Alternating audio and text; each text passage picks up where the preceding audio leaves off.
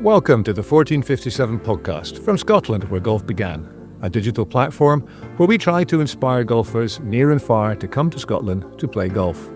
You'll find all you need to know through our great photography, short films and stories, and of course, our podcasts. You'll find us on our website, scotlandwheregolfbegan.com, and on social, you'll find us at Where Golf Began and Facebook at Scotland Where Golf Began. The 1457 podcast is named after the date that golf was first noted, when James II banned the big ball and the wee ball because he rode into Perth and saw everyone playing football and golf and not doing their archery, so he knocked it on the head. That's why we're called the 1457 Society. And you can come and podcast, from which we have a society you can come and join from the princely sum of £49. All sorts of wee benefits, like being a member of the Malt Whisky Society. You can come and join us on our outings. You get early notice of them and slightly cheaper prices, or you can join for free and just come and join us and play golf. All on scotlandwheregolfbegan.com. But first, our resident golf nuts, Dave Kerr. Well, Dave Kerr's not here. He's away in Kingsbarns, or he was. Not sure what he was doing in Kingsbarns. A great round apart from one hole, but you'll tell us about that. But we have Roscoe, our Scuzzy Jambo. How are you, Roscoe? Malcolm, good evening, good afternoon, good morning, wherever you are listening. But good to see you again, Malcolm, as always. Thank you for letting me rejoin your podcast. It's always a pleasure. And today we have the great pleasure of having Alasdair Good, head professional at Gullane Golf Course. Alasdair, welcome. I mean, you are rugby's Roger Baird, the Peter Pan of golf, the eternal youthful looks. Alasdair got the Lifetime Achievement Award from Scottish Golf Tourism Week a couple of years ago. Welcome, Alasdair. Great to have you here. Thank you, Malcolm. Nice to be here, and thank you for that very kind introduction. Oh, you wrote it. No, he didn't. So, Al, I think you came in 2003 to East Low, and I came 2004. So for you, I mean, you've been round the block. You've done a lot of great stuff in golf. And where did it all start and when? Well, thank you. I'm an Edinburgh boy at heart, despite my travels around the country on various different missionary excursions. But my start in golf was probably different from most golfers, and certainly most professional golfers, as my family didn't play golf. I played a lot of sport, and that actually stood me in good stead, because when I started playing, I found it was relatively easy to begin with, but after that I found it also the most difficult game to be good at, and that sort of appealed to my sense of humour. And I spent the rest of my time trying to master the game. But my beginnings in the game were actually introduced through my grandparents having golf clubs. And during our family holidays down to Kirkcudbright and Twynham in that part of the world, we found some golf clubs in the shed. Now, unbeknown to me, I didn't know that hickory golf clubs weren't the coolest things to start playing golf with. So when I turned up, and the rest of them all had their shiny steel shafts, and some of them even with metal heads at that point, they also took the mickey out of me, and a nickname amongst my early friends was Hickey, since the clubs I started playing with. But it was a great fun introduction to the game, trying to get good at it. And actually, one of my school friends decided that he himself wanted to be a golf professional, which I didn't even know there was such a thing. At the time, I wanted to be a vet. And when I explained to my parents that instead of being a vet, I want to be a golf professional, to parents that don't play golf, you can imagine what they said to that. But the upshot of it is that my dad said, right, I'll give you 1 year to try and prove yourself and see if you can be any good at the game. So first handicap was 12.3. And then a year later, that was it. I started on a traineeship at Dunfermline, 1987. Goodness me, that's a bit like Troon. I was in the hickory golf. Have you've played a bit of hickory golf in competitions? Have you done quite well in hickory golf? Someone was telling me you might have won a wee tournament in hickory golf. Is that true? Well, the reason why you don't remember is because I finished second, and they say nobody remembers the man that finished second in the World Hickory Championship here at Gullane. We held it here, so yeah, it was a great experience. I thoroughly enjoyed it, and it's really a love of the game that's expanded since getting into playing hickory clubs and the love of it and the art. And occasionally we still play with hickory clubs here with some of the members at Gullane. Yeah, of course, the great Boris is here, who we knew early on. I remember that one of those early World Hickories, I put a team in, and we won the team prize. And I was running ducks in, and you very kindly gave our team prize 5 days accommodation in a different venue from mine, having put the team in, which we all thought was quite funny. It was the boys from Canada, but was brilliant. But you spent a bit of time in England in a couple of great golf clubs down there, and tell us a bit about Sunningdale and Fox Hills. Yeah, that was really, in fact, even jumping back a stage further than that, after starting at Dunfermline, I went to Royal Troon 1988, and that really opened my eyes to a whole business of golf, if you like. I mean, the membership there was a tremendous part of the club, great members there to really learn some life lessons as a 20-year-old over there. Seeing an Open Championship opened my eyes to the business, the preparatory side of golf courses, and everything that went with that. Qualified at the age of 22, I think, and felt I was young enough to take on my own opportunities as a head pro. And then spoke to one of our members at Troon, and he knew of a job coming up at Sunningdale, and that certainly seemed like a very fortuitous opening for me to go down there, because I played a bit of golf, but really was never that good. But Sunningdale has a fantastic history of two wonderful golf courses, but also one of the highest playing standards of any clubs in the country. So going down there, playing golf for money was, and again, another foreign thing to me. I'd never played golf for money in my life, and that was a big part of the job down there. But tremendous membership there, full of character, full of variety. And it really was an education, but at the same time, I could say it's almost like a golfing holiday camp, because on a busy week, we might play 10 games of golf with the members. And generally, well, in fact, always, the protocol was that when you played golf, that you settled your bets at the end of the round.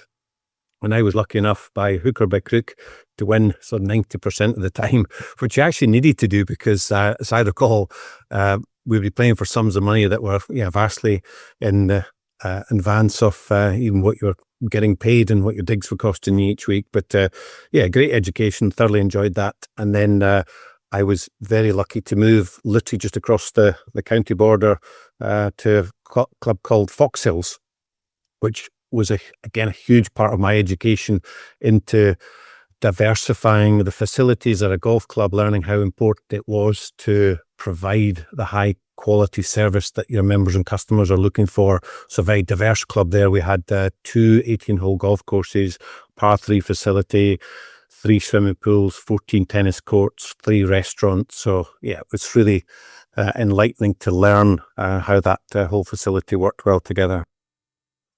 Yeah, I was down there not long ago for the first time with Ian Botham thing, and quite an impressive setup. I think Beamer and some of the guys play quite a lot down there, and Sunningdale. What a golf course! There can't be many pros nowadays that are expected to play for money, but that's a big learning curve. But two tremendous golf courses, but the culture down there is great as well, and again, quite a few pros playing there too, and Troon, of course, there, because Stephen Anthony, who was one of your secretaries, moved across to Troon just before for the Open coming in, and he's a tremendous guy, hard worker. I don't think he'll ever stop, but I think Stephen. But so Fox Hills, something big happened for you at Fox Hills. It was you met a bunch of kids. What was the story behind the story at Fox Hills, and how that's kind of moved into the rest of your life? Yeah, I think that probably was one of the most formative moments in my career. That if you can imagine a golf facility as the size of Fox Hills, which is not the common for our small, generally 18-hole golf courses, clubhouse, and a few hundred members. Well, down there they had 4,000 members of what sometimes is called a country club or now a resort. But the most amazing thing about that is that they had within their memberships was very much family-based. So we had a lot of youngsters at the club. And that was the opportunity that I had when one of the dads came into me and he said, I'd like you to teach my son to play golf. And I said, look, that's fine, no problem at all. He said, my son's 5. And I then in my ignorance said, well, I'll perhaps get one of my assistants to teach him. But he said, no, I'd like you to teach him. So anyway, off I went down to the driving range, and that started off a whole set of circumstances which has changed many, many things in golf. But I would say that I honestly learned more from teaching those youngsters than they probably ever did from me. It's incredible to see from the input you put into them what comes back, and how you actually, they learn in so many different ways. They learn from mimicking, they learn from the challenge, rather than just inputting information and say, try and do this, this, and this. So anyway, for a 5-year-old, he was amazing what he could do, because he had the balance, coordination, rhythm, timing, which are the key components to make up good athletes. And certainly that was very applicable to golf. But for example, during our training, which happened fairly quickly after agreeing to give him lessons several weeks or months later, that he was able to pitch the ball, consecutively 10, 12 times into my hands without missing one. Now, I probably wouldn't ask many tour pros to do that these days. So, it's not an easy feat. And even at the age of 5, he was able to hit the ball 150 yards. And that really changed my whole mindset. When I say 150 yards, that's 150 yards in total distance, rather than through the air. But it showed me that the youngsters had the skills to be able to play golf. All we needed were structured programs to try and encourage more of them to play, but also facilities which lent themselves well to their enjoyment of the game at that young age. That I'm a big believer in shortened golf courses for the distance that everybody hits the ball, not just the youngest players. I understand how handicaps work and the importance of them, but when you're trying to teach a 5-year-old to play golf, you don't need to also teach him maths and how to work out a 45 handicap and how many shots that's going to give him. He wants to hit it onto a fairway, wants to hit it onto a green fairly quickly. And really from those early days, we decided that, this was something that youngsters could do. But he wanted and needed other people to play with him as well. So we soon expanded the program into, weekly, courses, and then that was into monthly, and it really became very busy. And we gave it a name at the time, just the Wee Wonders, thinking they were just small and wonderful in what they could do. And that's a name that stuck till today, and still lasts today, and has become very popular, I would say. But it's really changed the face of golf in the UK, because when I asked the governing bodies, did they have any structured programs for golfers aged 5 to 12, at the time they didn't. In fact, they said they don't even recognize golfers under the age of 12. Thankfully, Really? That's changed, an awful lot. So, yeah. Yeah, and you've had quite a lot of people, come through that. A lot about you. I've known you quite a long time, Al, but it really is good to see people coming through. One of the things I miss having ducks now is seeing the young staff come through. I'm still quite in touch with a couple, and particularly a wee chef down in the Cardinal, and who's doing phenomenally well. But seeing these guys coming through, it's all to do with them. It's to do with their effort. But we hand you having it and just guiding them there. It's tremendously rewarding. So who's come through and gone all the way from the Wee Wonders? Well, I suppose there are many. There are tens of thousands of young players that come through, but I suppose the ones that people like to note are very notable in terms of their achievements in golf. So Tommy Fleetwood would be one, Matt Fitzpatrick, who was winning last week, Bob MacIntyre, good Scotsman, Tyrrell, Hatton as well. So when you consider that all 4 of them played in the last 2 Ryder Cups, it's heartening to see that, from a small junior program that you run at a club, which we did expand throughout Great Britain and Ireland to increase the reach of these events, then these youngsters were able to play. And it wasn't just the boys. We've also seen Charlie Hull, Lisa and Leona Maguire. So, we're seeing many of the prominent younger players, both on ladies and men's tours. And actually, I think if Luke Donald had selected Aaron Ryan and Marco Penge in the Ryder Cup in the States there, we would actually have had half of the European team would have been Wee Wonders. So it's incredible to see that, just by giving them an opportunity, what they can go on to achieve. So I'm not saying that, they did any of this because of me. And actually a strap line that we use with Wee Wonders says that talent is nothing. And the second part of that is without opportunity. So I learned that by giving the youngsters an opportunity, that they themselves could go on to achieve, wonderful things. And to be fair, I see it's not just about the sort of high-performing elite players. There are tens of thousands of youngsters who've stayed in the game for a lifetime, or the lifetime that they've had so far, and enjoyed wonderful experience with kids of a similar age that they might not have mixed with. And that then resonates, I think, throughout the whole family, because it is a game where whether you're 6, 16, 56 or 96, you can actually still play golf on the same facilities, the same golf course, and enjoy par 3 golf together. And that to me is one of the greatest successes of Wee Wonders, is to see the tens of thousands of youngsters enjoying golf with family members. So I mean, again, at Gullane, you've got famous people like Katrina Matthew and her daughter playing there. You've got the Scottish coach and his family, the two boys, and his missus all playing there. But you've also got people like the Hall family all playing there. You know, John's done, they've all done pretty well in their own right, but not really well known. But Gullane's we'll come up to Gullane later on, but Scottish golf, we've talked about a bit in the podcast. It very much a family thing. So it's interesting hearing you saying your dad gave you a year and you were kind of 12, a year to go and get on with it. So the thing you said about opportunity, but you also need the resolve to go and do it. So if you've got the talent, you need the opportunity, but you also have the resolve to do it. Andrew Coulthard says a lot of the kids now are so spoilt by their parents, they don't actually understand how to do it on their own when they get down the line. How important do you think it was that your dad gave you that year and gave you that time scale in which to get yourself sorted out? If you want to do it, go and do it, and I'll back it. But if you don't, you're on your way to do what I'm telling you to do. Yeah, I think that's very important. You need to have a strategy. You need to have that sort of fixed goal in your mind. And golf is one of those sports where it is quite measurable. It's an individual sport. So you know if you're any good. That golf ball tells you frequently that you're not very good, but you sort of get back up again. You try and influence it in a positive way. And I was lucky. I was surrounded by good players at the club as well, some of similar ages to me, and that really brought me on. You've got to be competitive with yourself and set those goals and try and achieve those things. So I knew that he meant that I had a year, because the other thing is when you leave school, you don't have a job either. So you've got to get by, and it was we were very much part of the family. That's it. That you got out and got a job and you got on with life and you did what you had to do. So. And there was always the chance of potentially going back and studying and becoming a vet. But once I was bitten by that golf bug, I really was determined that was what was for me. And then a few fortuitous openings after that led me to a lifetime in golf, and it's been wonderful since. But bouncing around some of the prep I've done, but you did come across another vet, one of Gullane's great icons, Archie Baird. Because Archie was some character and set up the museum there, didn't he? He was. How does Archie and his family fit into golf, and what did he do with his museum?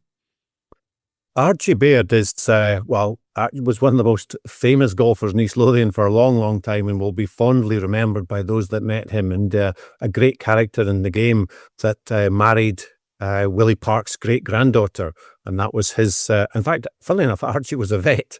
Exactly, that's why I brought it in here, because we never actually had that vet chat. I think he was a vet and then saw that there was other opportunities in life as well. So I think that was the similarities that we had. But Archie certainly married very well in many ways. Sheila was a great character and support in Archie's life too. So, but he got into golf through Sheila and thoroughly enjoyed it and embraced everything to do with the history of the game, the traditions, and he was a real stalwart for instilling that in as many people as he could. He was a great lover of foursomes golf, which is a dying art within golf, but it still holds a strong place in top level amateur golf, in terms of the team championships, Walker Cup, as it does still in the Ryder Cup, which many clubs still enjoy playing it. But Archie really was a fantastic part of this golf club, and his legacy certainly lives long with me.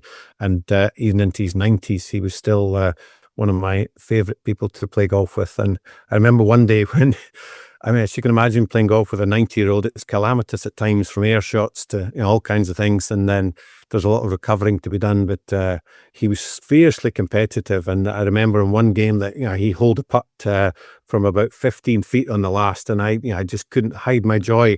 And he turned around and he said to me, "Well, I can putt, So he's a great character. So he's left us with many, many happy memories here at Gullane. So you've got the US kids golf coming to you soon again. More kids kind of, I guess that kind of thing across the world's come in the wake of your Wee Wonders. What's that meant to the area kids coming through, and how important is that for the area, having all these kids from across the world seeing it, and it's good for their golf, but also puts Scotland's golf course, East Lothian, kind of on the map with these youngsters at a very, very early age. Yeah, I suppose, Mark, it's a little bit like We Wonders. When we started it, we had no idea actually what it was going to achieve, but it was very similar in terms of what we were trying to do with We Wonders. We had taken some of our best performing players through our Great Britain and Ireland championships over to the States to play, and in what was called the World Championships, which was organised by US Kids Golf. And so, one time at Pinehurst, we sat down and had a chat about, wouldn't it be good if we had a collaboration for an event. They had the bright idea that it should be somewhere in Central Europe, like Paris or somewhere like that. And I suggested that there was no better place than coming to Scotland. And if you're coming to Scotland, that I knew exactly the best place that you could come to. And that was really the only feasible way with my full-time job here as the pro at Gullane for me to be involved. So we got them over here. They saw East Lothian and really they fell in love with that. And that was back in 2008. And it really has developed hugely, quite quickly, to be fair, but we now have over 500 youngsters from, I think, 56 countries was the last count, which I don't know how many people could name 56 countries, but it's a hell of an achievement and a great commitment from those parents to come here. And it does an awful lot for East Lothian as well, and has been embraced by the clubs that have had it, thankfully, because sometimes when you say to them, look, we'd like to host a major event for golfers from literally the age of 5 to 12, and then latterly expanded to up to 18 years of age. So it took a bit of convincing. We took a bit of setting up of the golf courses. But I think the economic impact is into the tens of millions of pounds now that's brought into East Lothian. And that really does have a significant impact, as you know, across hotels, restaurants, transport, local businesses. But again, one of the best things about it is actually the lifelong relationships that it's given these people from as many countries all around the world as it has. And Gullane and East Lothian will always be held in a lifelong fondness for all of these families. I remember one young girl who was in the starter's tent as she's about to tee off. We're going through all the briefings and the rules and the regulations, and I could see she was taking it in, but at the same time she was maybe a little distracted looking out at the hills to the south of Gullane, and it was tipping it down. It was a bit breezy, and she turned around to her dad and said, "Dad, this place is even better than Hawaii." So, I love that. We need to use that. Yeah, and it's also put some of the lesser known golf courses in the area on the map as well, which is great. And I think that is fantastic how the clubs just embrace it and mark out shorter routes and so on. I remember very early days when Og, my wee boy, was wee.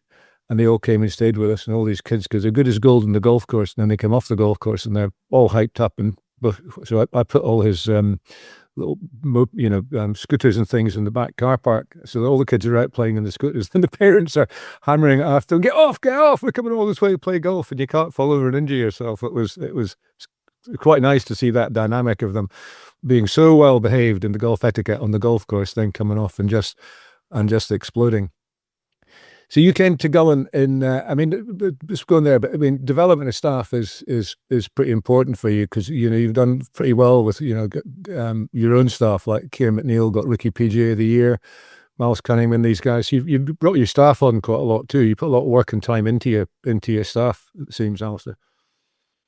Yeah, and that was a lesson I learned at a very young age, that when I was at Troon, I was actually offered the job at Sunningdale on the condition that I passed my PGA exams first time, because of the timescale that they needed me to start there. So that was another sort of focusing of the mind to make sure that I concentrated, studied hard and did well. And actually, that focused me so much that I became Trainee of the Year in Scotland for that year, which went down well with Sunningdale, and they offered me the job from there. But I also learned that not only was it the information and the knowledge that I was able to sort of take on board from that education, but it was also then being able to demonstrate that qualification really was worth aiming high. And that's something that we sort of instill in all of my staff, that I believe if you if you aim high and miss, you're still going to hit up in the high levels. If you aim for a sort of mid pass and then miss, unfortunately, you can end up low and not getting where you want to get to. So I've been very fortunate that this is a wonderful place to work. It's very diverse, so they get a fantastic education here. But right from the very outset, that we instill upon them that we really do want all the staff to work to the best of their abilities, and that every opportunity will be given to them to try and forward and improve their career through working with our membership here, working with the facilities. We've got world-class golf courses, world-class teaching facilities, training, short game area, golf operations. Our retail operation is certainly one of the best and being highly regarded. So they now can all see the benefit of training hard, working hard, and it definitely does offer them many opportunities. We've got many friends throughout the world. In fact, one of my staff was just back from Pinehurst last week, where we won a competition to promote golf pride grips, and so he was on a 5-day educational trip over to Pinehurst to learn all about that. So absolutely, if they aim high, then not only do they give themselves opportunities to do well, but also it provides our visitors and members here at Gullane with the best experiences as well. And that's a key part of what I try to do and deliver in my job on a day-to-day basis. So you came in to Gullane in 2003, and I think Jimmy Hume was the pro here that Alaminta, who helps us with this stuff, was worked for as a youngster. I mean, Jimmy Hume was a massive character. It's a big set of shoes to step into. How did you feel about that? What opportunities did that open up for you, and what were the difficulties in taking over from someone like that? Because you're not going to do the same rodeo as that kind of person is, because it's not going to win. So how did you go about that? You're right, Malcolm. They were massive pairs of shoes to fill, and you're right. You're not trying to compare to Jimmy, and actually, it was a different era where he would be. He was. As some of them were, as club professionals, were also very, very accomplished tour professionals. So Jimmy would play in an Open Championship, potentially sort of the Wednesday to Sunday, and then be back in the shop again working during the week. So the role that the club professionals played certainly then was different to mine. So what we did was embrace all of the things that Jimmy did and that he offered, and really took the best of those things. He was also a very, very good coach and ran a good retail business. So we really just, it was more evolution rather than revolution when he came here, and we wanted to continue, certainly on the coaching side of things, to reach good standards and continue getting our members to enjoy their golf through some of those things. And many people said about how Jimmy taught them from a young age. In fact, you referred to Katrina Matthew as well. I think she certainly remembers Jimmy here, and I think some of laugh about some of the teaching techniques and how things have changed. But I think Jimmy's favourite one used to be sort of hit them with his golf club,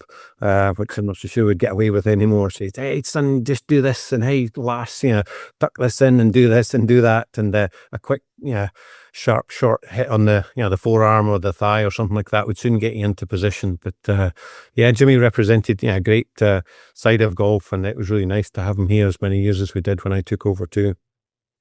And how's it changed over the years? I mean, it's we'll come on to some of the retail stuff you've done in the future later on. But I mean, at that point when you came in, Gullane were selling all the Muirfield merchandise, so that big change when they took that back on board, right decision to do it, because and so on. So that's a big shift. How's the shop and retail side changed a bit, or maybe do that later and talk about how has Gullane changed itself since you've come on board? I think certainly Gullane has evolved in that time. It's very aware of its place within Scottish golf, within East Lothian golf. It's first and foremost a members club, and that's the focus here. We also have thousands of visitors coming, but I see many similarities in terms of what we're trying to do for all the people that come to Gullane, be it members, guests and visitors, that they all have one common theme, and that's it, that they love golf and they love everything that goes with it. And Gullane has been very cognizant of that and making sure that the facilities that we've had at the club, and that goes right from the very, very basics of the facilities, the layout that we've got here, from the car parking, but then improving the clubhouse facilities. That's very, very good and important part of engaging with your members. But the golf courses are something that I've seen in my time continually improve in the presentation, and I don't think they've ever been in better condition. So that's recognizing the demands of your members, and also for the visitors that we attract, that they really do want to come here for a world-class experience. Now, the layout has always been there, but the expectations have changed over my time. I think before they were coming for an education, a links golf experience. Now they really feel it's got to be a world-class experience, and that also is added to by the caddies that we have. We're seeing more and more of them. They are highly trained and value-adding part of what we do here at Gullane. So the day here really is memorable to go out there and play on those links. Yeah, and if you take somebody who's just coming across to play here, where are people coming from, and which parts of the world are they coming from, and what would you say to them about their first round on the links course and how to play it? Well, I mean, as we know from our junior events, they are literally coming from far and wide all around the world, and for many of them, it's probably the first experience of links golf, which we're lucky enough to grow up with it and experience it on a regular basis. But it is fundamentally very different to play the ball along the ground, to contend with wind and rain and all kinds of influencing factors. Is very different to them coming here. But I think the format of links is still the truest format. It really is a very honest, fun, exciting way to play the game. And that's the experience that they get playing out in the golf courses here. So I don't know how many of them prepare for it in advance, but I know they certainly have some sort of idea that they want to play links golf. And we've had people going out there sometimes disappointed when they came in that the weather wasn't as fierce and ferocious as they might have hoped. They said they can get 80 degrees and no wind any day they like in Florida. So they really do want I think George Clooney appearing over the hill in the perfect storm some days. They want it cold, wet and windy, and they want the photographs and the Instagram reels to go home and show their family and friends as to how fierce playing golf at Gullane Hill can be.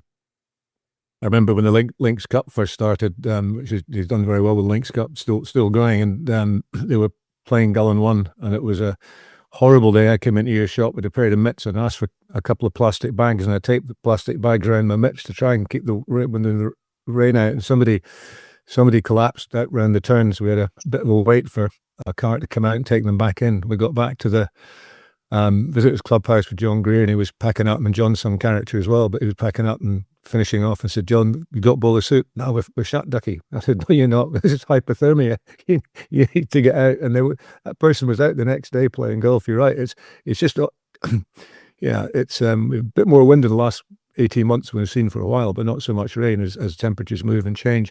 But it is funny how folk they love the sunny day, but they do kind of want it if the visitors to be windy and blowy. It's an odd old thing, but there's always a breeze pretty well on a links course. And talking about the golf courses a bit, I mean the view from the fifth on Gullane 1 is possibly one of the best views in golf, looking all around there. But we'll talk a wee bit about the three courses, because they're not called 1, 2, and 3 because of that's which is the better or worse. It's just the order they're built, I think. Am I right with that?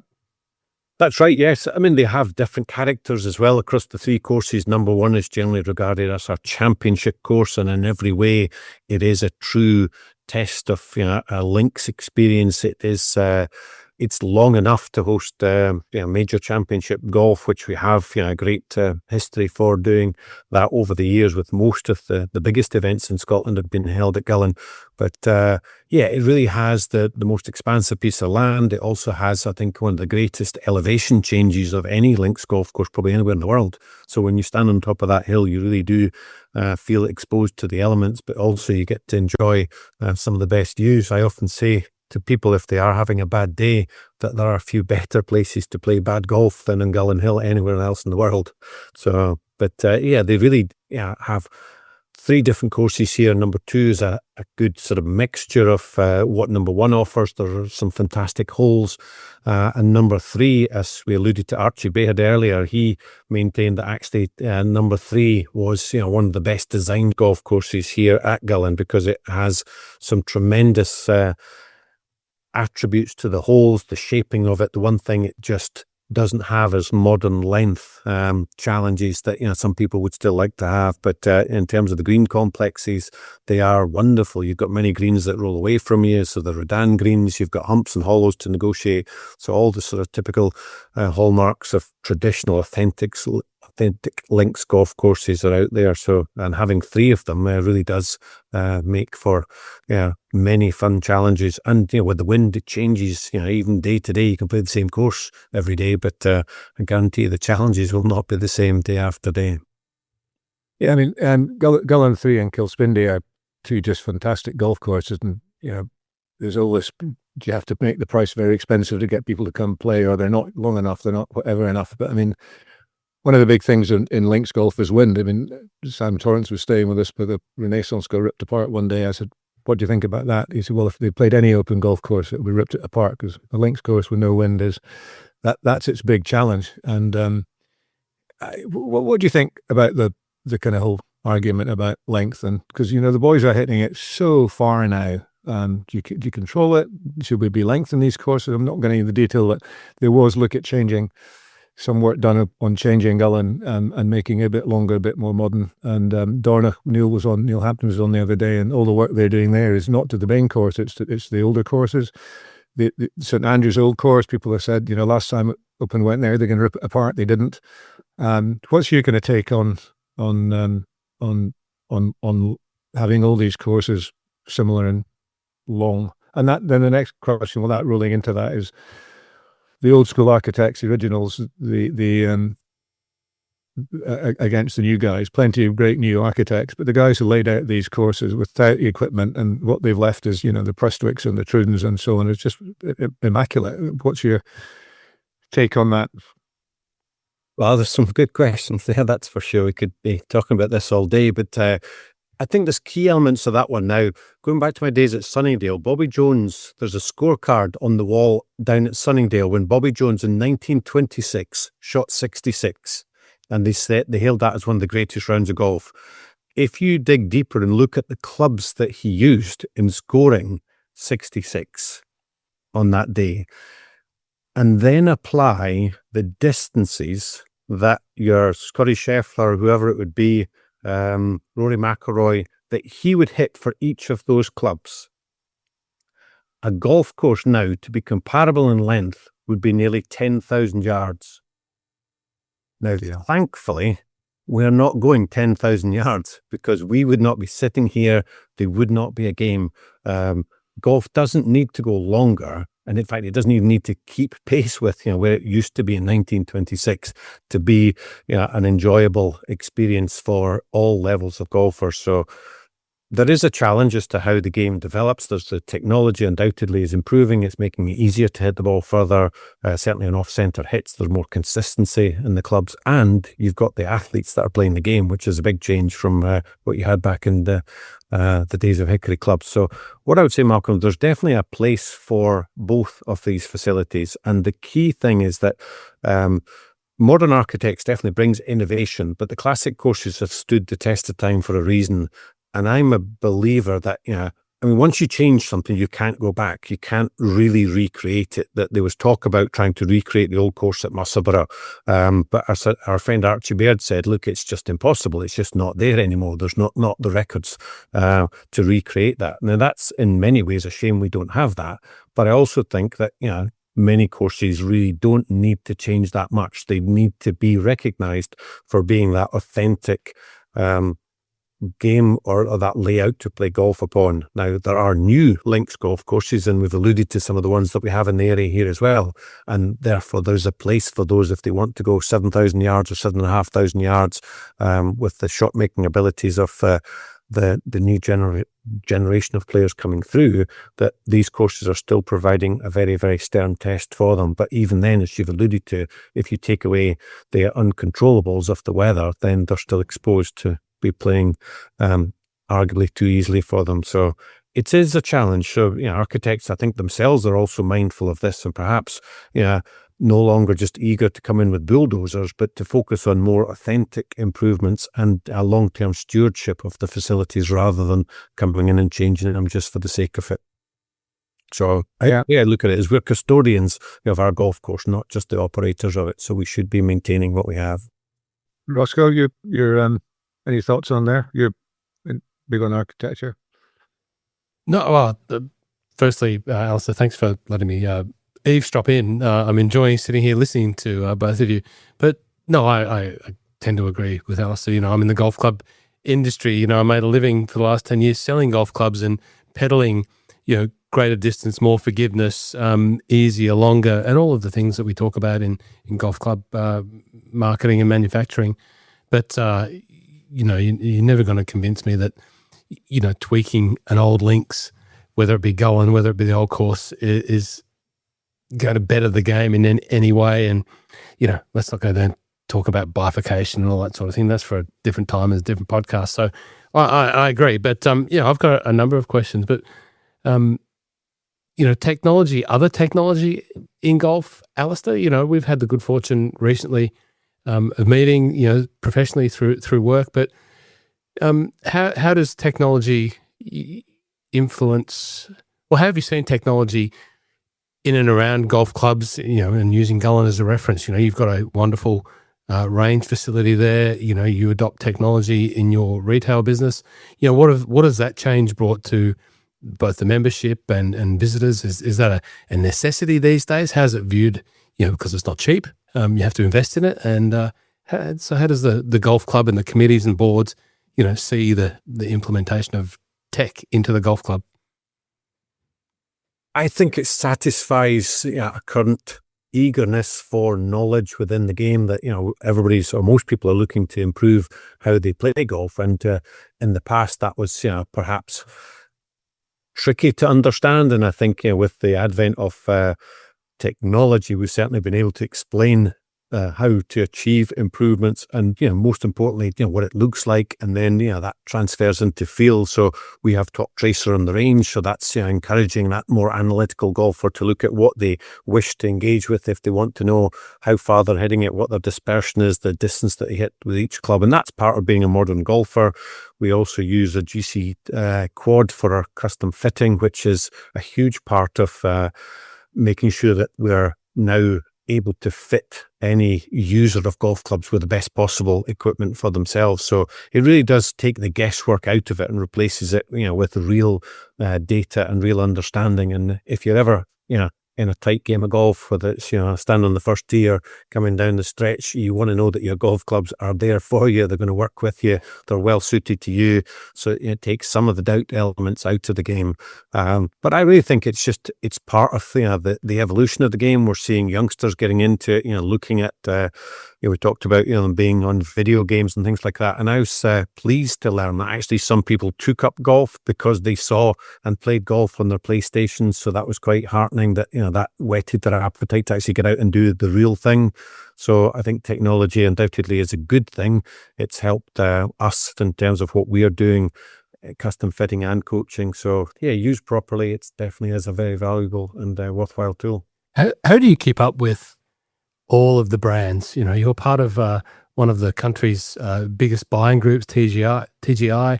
You've been part of that group for a long time and one of the most well-respected golf professionals in that group.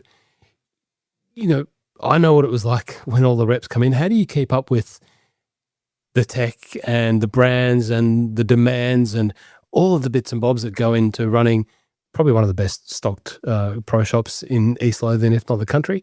What's the day-to-day like?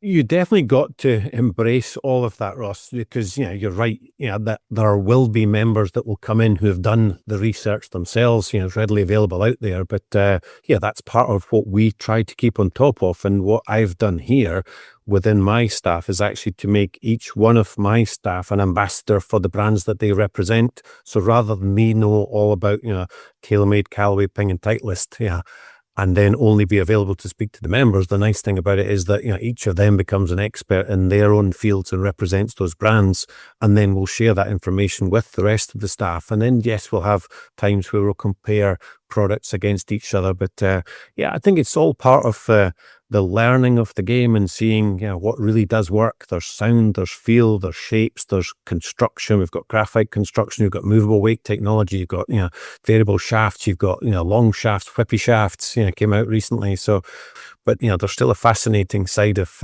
playing golf, and that comes down to the 6 inches between the ears, which is a wonderful part of the game and the industry to try and understand through talking to your members and players as well. I think about the range, and I think about Top Tracer, and I think about all of that wonderful thing. And I've had the privilege and pleasure of playing Gullane a few times. It's almost like you can measure your ball on the range there, but once you get out there in the breeze and the wind, playing on the links is a different ball game to standing on the range. Speaking about my experiences at Gullane, I grew up in Australia as a kid, knowing where my parents and my family came from by looking at maps. And once I started playing golf, I started looking at a map of Scotland and looking at where golf courses were and names that stuck out. And I've told the story about Macrahanish sticking out and the finger of land that it is in the Kintyre Peninsula. But Gullane always stuck out to me because my dad used to tell me stories of riding bikes. He was a golfer and a football player, but he also was a bicycle rider, and he would ride down from Leith down to Gullane and do a loop back with a group of people. So Gullane for me was always a finger point on the map going, well, where are the golf courses? And Gullane was the first ever links golf experience that I ever played, and it was a wonderful experience. I played by myself, and I met my wife. It was 2004, so your name was on the front door. I didn't know you then, but I always remember your name. I was always impressed by how big and bold that it stood, and no one was going to come in that place without knowing who was in charge. And I loved that. And but I played number 2. I think I had 1 over par. It might have been one of the best rounds I've ever played. I remember being so proud, being able to tell my dad that Gullane, a place that I went to and played golf due to his influence, and I had one of my best ever rounds. But probably, in the nice experiences I've had in playing golf in Scotland, I remember another time I was here visiting family with my wife, and I just picked up the phone, rang the pro shop down there. There was a time on number 2 in the morning. Thought, yep, I'll get down and I'll play with that. And the lady at the new clubhouse said, well, you can play by yourself, or we've got another gentleman playing by himself, and you can play with him if you like. And I thought, fantastic. I'm always up for playing with someone, someone new. She said, but the gentleman is Japanese, and I don't believe he speaks a lot of English. So that's perfect, because I don't speak a lot of Japanese. So that's pretty good. Fortunately, I did have some pleasantries in Japanese because I worked for a Japanese company. But I went out with this particular gentleman, and on number 2, we had a great time. And it got a little competitive. And then we came back in and had lunch, and we had a drink. And I said to him, what are you doing in the afternoon? He said, I play number 1. I'd never played number 1. And off we went, and we played number 1, and he couldn't chip. His chipping was worse than mine. And we got to you mentioned earlier on having a great experience with, I think, Mr. Baird. We got to the 18th on number 1, and I said, why don't you try chipping with one hand? And I showed him how to chip with one hand because, I'd struggled. And he started hitting these chips near the hole, and he couldn't get the ball on the green. And he looked at me and said in Japanese, "Thank you very much." And he almost had tears in his eyes. And I never forgot that. I took a photo with him, and that's one of my greatest memories. And that was Gullane. The other memory, which I'll share with you, Cameron John, who was the Scottish amateur champion there at Gullane, member at Peninsula Kingswood. Well, I'm not sure if you saw, but Cameron John picked up just another win in the last of the Australian Tour events in Australia, just on the weekend down at the National.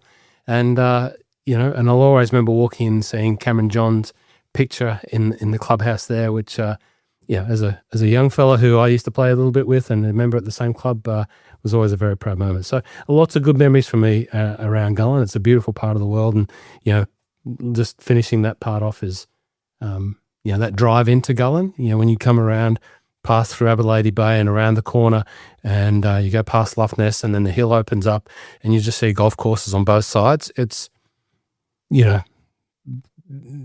finish my days driving with that drive, and I couldn't be in a better place. So I'm not sure, that was a bit of a waffle there, but Gullane means a lot to me. I wish I could have joined when I moved across here from Australia to Scotland, but I couldn't. But nonetheless, I still enjoy a visit down to East Lothian when Mr. Duck invites me sometimes, Alasdair.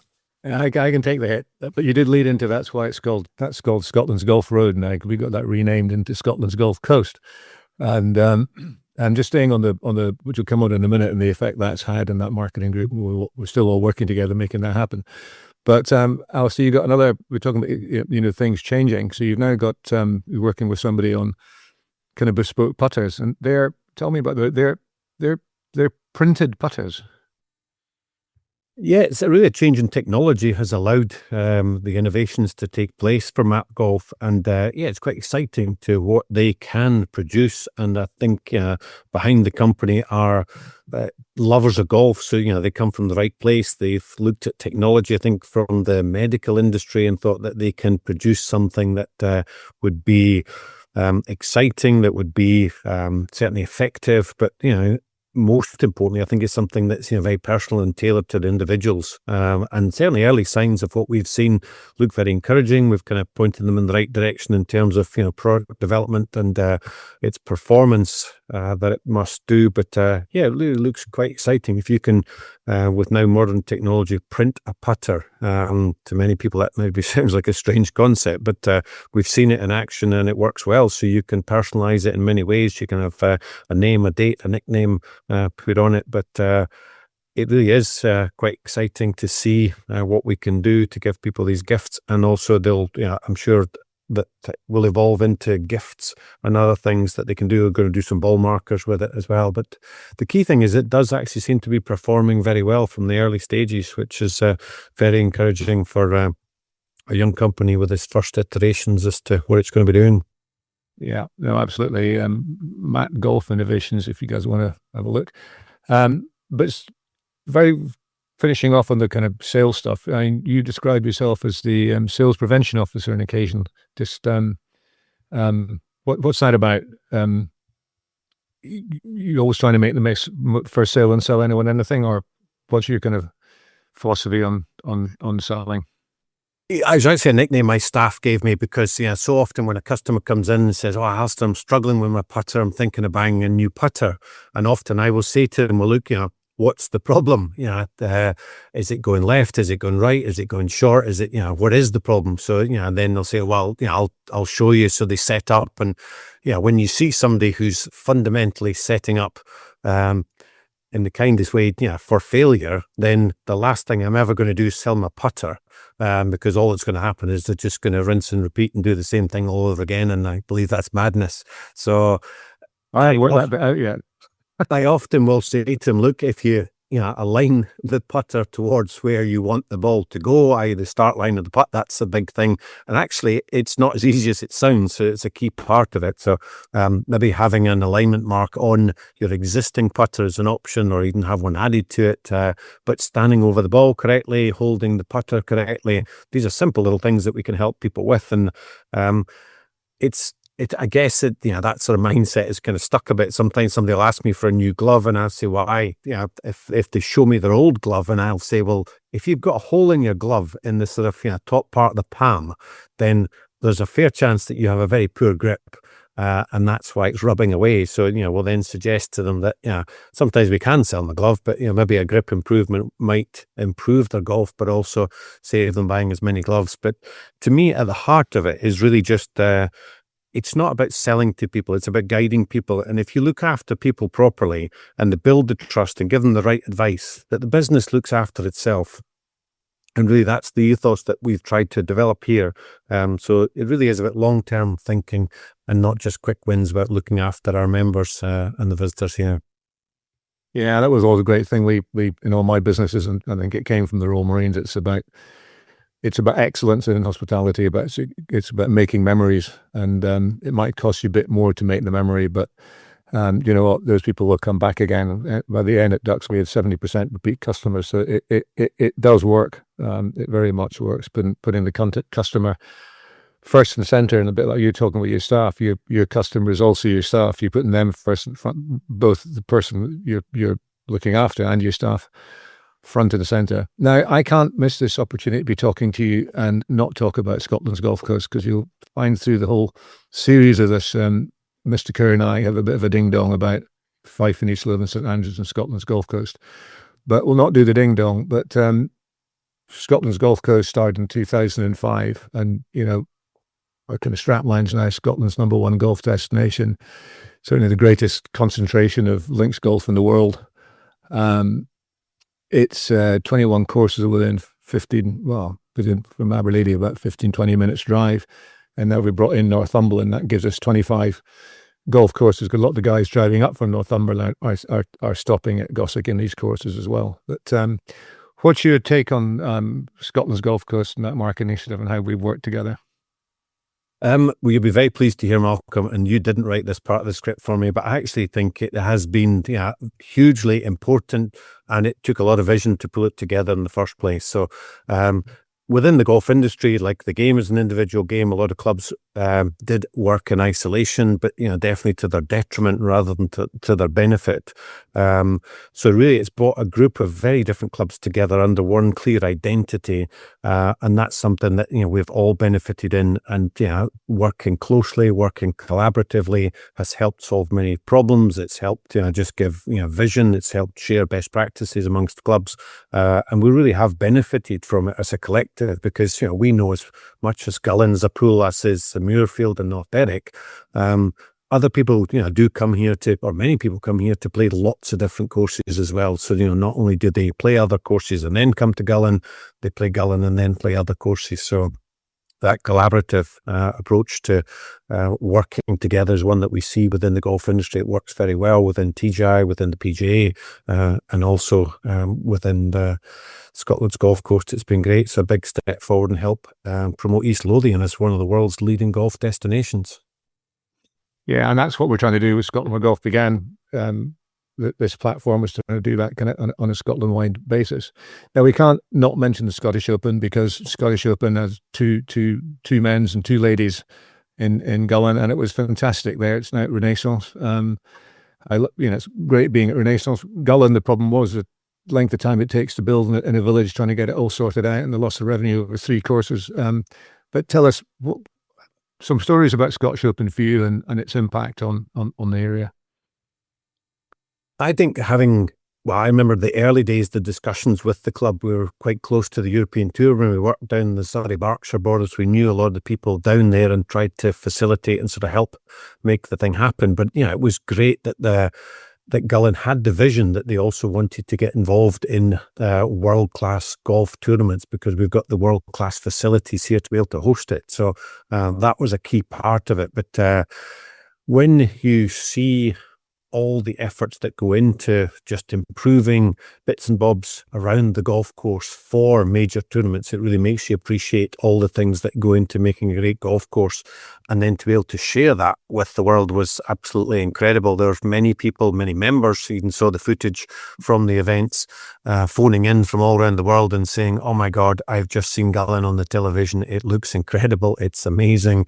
The advent of drone footage, I think, which we're all accustomed to now, but back in 2015, when we had that was wonderful to see. We're seeing some of the sea life out there and playing in the Firth of Forth. So the whole thing, Malcolm, from start to finish, really was just an amazing thing for Gullane to expose the great golf courses that it has, and wider parts of East Lothian. Really was hugely important, because Gullane has always been one of the most inclusive championship golf courses, and I'm keen that they continue to have that same outlook and ethos to share what we have. And we were lucky to have Ricky Fowler as the winner of that, which was I think at the time, and certainly is a highly regarded professional, and it was certainly one of the best winners we could have hoped for with this profile in the golf industry. It was also nice to see some of our wee wonders playing in that as well. So that was a kind of full journey, seeing them coming back to here and loving playing at Gullane, because they had done in the European Championships many years before that. So that completed a circle for them. We still see many of them, and occasionally they'll ask, is it coming back to Gullane again? But it was wonderful to host it, and it really was a very positive statement. We had it back in 2018 when Brandon Stone won, and just I think really sort of bonding experiences for the whole community as well. A lot of our members thoroughly enjoyed it, and they were very, very supportive as well in their efforts to be volunteers for the tournament, which I think really second to none in terms of the volunteers that we have to pull upon for Scottish Opens, because not all clubs have as many members as we have. But the whole thing was hugely popular and beneficial, I think, for the club in the area.